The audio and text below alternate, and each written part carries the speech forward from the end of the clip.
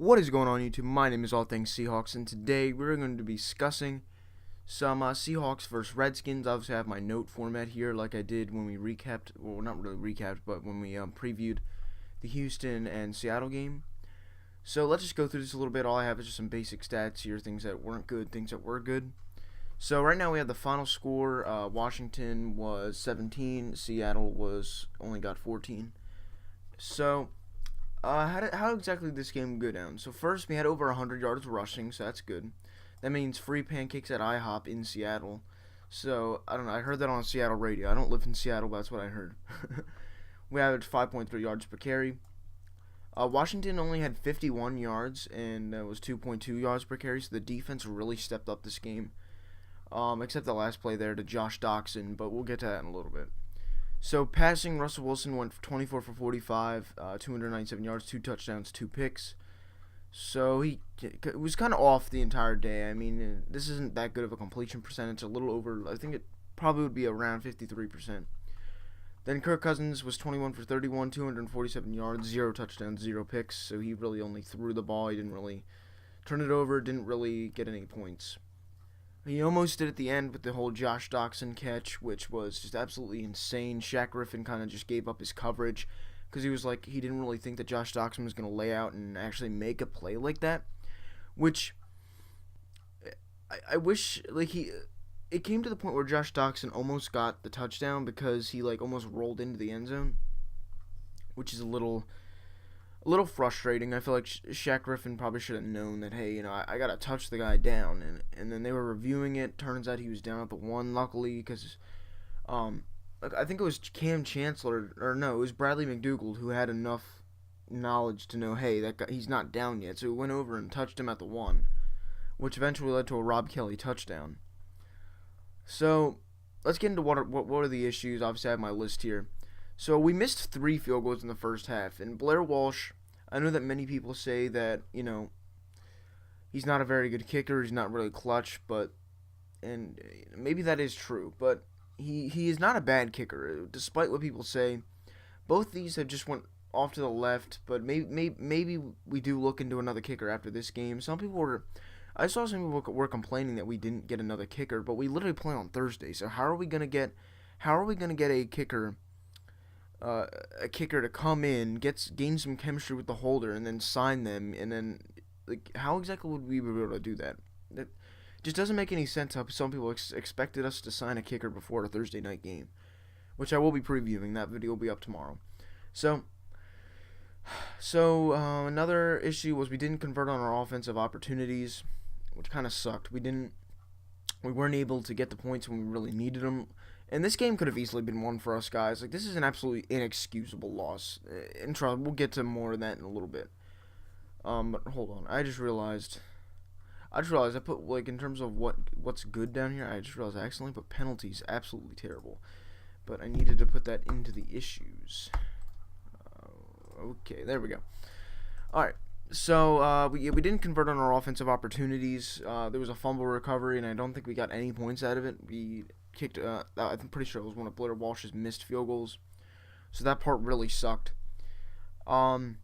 Turnovers were a little, kind of turned the ball over a little too much, and cause we can't be throwing 2 picks on defense, or 2 picks on offense. So, coming into this game, we did have a little beat up of an offense, or defense, I mean. Bobby Wagner was a game-time decision, so was Cam Chancellor. Earl Thomas was obviously out. Sheldon Richardson was out. So we kind of came into this game a little less beat up than obviously Washington was. They were missing 4 of their starting offensive linemen, just to show you how bad that is. And then, there were still other injuries in the game. The Redskins are, cursed with these injuries, man. And, mistakes that just shouldn't have happened. We made some stupid mistakes this game. Even Pete Carroll said it was just a bad game of football, which is so true because we just made stupid mistakes, but luckily the rushing attack looked a little better. I really want to see what Thomas Rawls can do against the Cardinals because Thomas Rawls, for some reason, I'm pretty sure on Sunday night, I swear in prime time he's a really good running back. But let's get into another issue. Russell Wilson, as I said before, was a little bit off. Same thing as Pete Carroll said. He even said himself that he couldn't really find his receivers. like in terms of like getting them the ball. Like the one where he kind of tried to overshoot Ryan Compton or whatever his name was, Nick Compton, and he just kind of didn't overshoot it, and Nick Compton made a play on it. I think that's his name, but I'm not too sure. I'm pretty sure it's Nick Compton. And then this was the worst part of the game. Probably the reason why we lost is these penalties are just absolutely insane. But there's no excuse for this kind of loss, guys, to be honest with you. The penalties were 16 for 38, and 16 penalties for 138 yards is absolutely atrocious. Like, we're at, just to let you guys know, we are approaching like a historic amount of penalties. So we really have to fix this game. We really have to fix that, because you don't see a Super Bowl contender doing something like this. Like, you don't see that. We really have to fix this going into Arizona. That's all I got to say in terms of the penalties. And Pete Carroll knows that we have to fix that. And I hope that he gives some kind of, just lay down the law. Like, we can't be giving up all these freaking penalties. But let's get into what was good. Let's get out of the negative. And there wasn't much good about this game, to be honest with you guys. But run game looked good. Doug Baldwin continues to be the most underrated wide receiver in football, which I think is true, because he is absolutely incredible. If you just watch him, he is always open no matter what. It's kind of weird. He can beat even the best of corners. Doug Baldwin is easily becoming a top 10 for me. But defense, although a little beat up, they still played really good. They still played good defense, but the offense didn't really help them out that much, to be completely honest with you. So what needs to improve? I think we're probably going to be ending up bringing in a new kicker. Blair Walsh could keep the job, but I feel like we might bring in a couple kickers to try out. But I don't think that maybe Cairo Santos is probably the best option on the market at the moment. What needs to improve? I think we need to give Rawls more carries, because he is our clear number one back, because Eddie Lacy just doesn't really get the job done. He can't really find any holes. Tried doing a spin move when he's a 250-pound running back. Like, you're not elusive. You got you got to truck forward. You have to pound it down. You can't. You're not like elusive. And I don't know why he sometimes continues to try and be an elusive back, because it's not what he is. He's a power back. You have to pound the ball up the middle, like gain more yards. Be like a LeGarrette Blount kind of guy. You pick up those short yardage situations, even if there's nothing. Use your power and try to pick up yards. It's whatever. I think Rawls deserves more carries, but that's pretty much how I think our run game should go. Penalties obviously goes with the stupid mistakes. We went over this. We're approaching a historic amount of penalties. It's absolutely awful with the amount of penalties we get. And then right here, there's just no excuses. Like, we didn't take advantage of the Redskins being beat up. They just weren't good. They were missing 4 or 5 of their offensive linemen, 4 out of 5, and they were literally like about to start calling freaking people out of the stands to come play offensive line, and we still didn't take advantage of that. And I think that's that shows. That kind of shows, and that's concerning when a team is missing their starting wide receiver, their star tight end, 4 or 5 of their offensive linemen, but we still end up losing this game. That could have easily been won, but again, there's no excuses for this one. Need to up the tempo in the beginning. Don't leave it all in the fourth quarter. This is becoming a major issue. For some reason, we are always starting out slow. We got a safety in the beginning due to Bobby Wagner, in my opinion, has easily been this year's Defensive Player of the Year. Without J.J. Watt playing, or I can't really think of anybody else who has had a better year than Bobby Wagner, and how he literally carried. Like, he is the epitome of our defense, pretty much. He really controls the middle, and I like it. Bobby Wagner is really underrated in terms of being a contender for this year's Defensive Player of the Year award. I will be making a mid-season awards video soon. I don't know when that's going to come out, but it will be soon. So, this is just an overall inexcusable loss. We should have won this game, but MVP for this game was easily Bobby Wagner. Bobby Wagner was everywhere. He sacked Kirk Cousins to get the safety, and Dwight Freeney was another really good addition in this game. He got 2 sacks, I'm pretty sure. And Dwight Freeney is just looking really good. I'm glad that we actually signed him.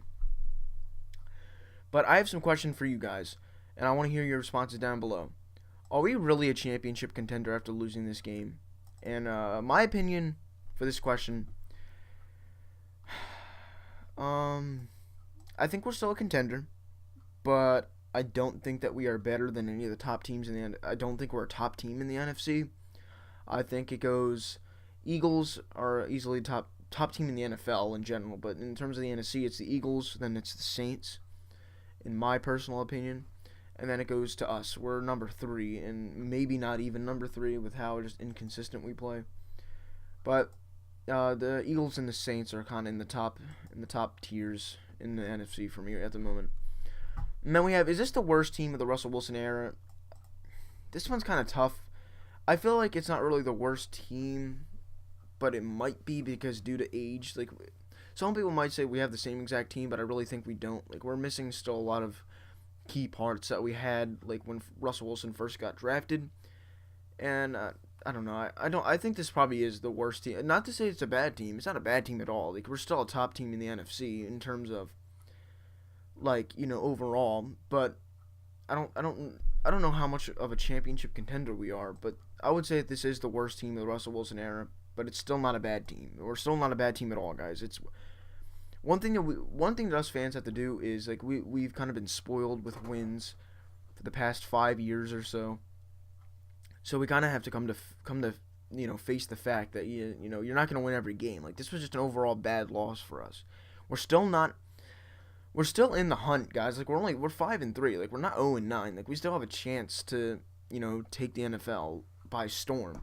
And with Russell Wilson, he keeps our franchise afloat. So, I feel like a lot of people are going to start underestimating us, but I feel like we are still. I know I said that we weren't, but I kind of take that back. We are still a top team in the NFC, but we aren't the best team. Like, we're kind of like number 3, number 4. But I would say it is the worst team in the Russell Wilson era, to be honest. But but again, as I said this like 8 or 9 times. We are still not a bad team at all. No matter what anybody says, no matter what some of the fans think, we are not a bad team at all. But that's going to be it for this one, guys. I'm going to be uploading the Arizona Seattle game preview tomorrow. So I was trying to think of what I had to say. But that'll be up tomorrow. And then a video after that will probably be a mid-season awards video because we're totally midway through the season, a little over midway through the season in terms of games played. So that's going to be it for this one, guys. I hope you enjoyed. And go Hawks, baby.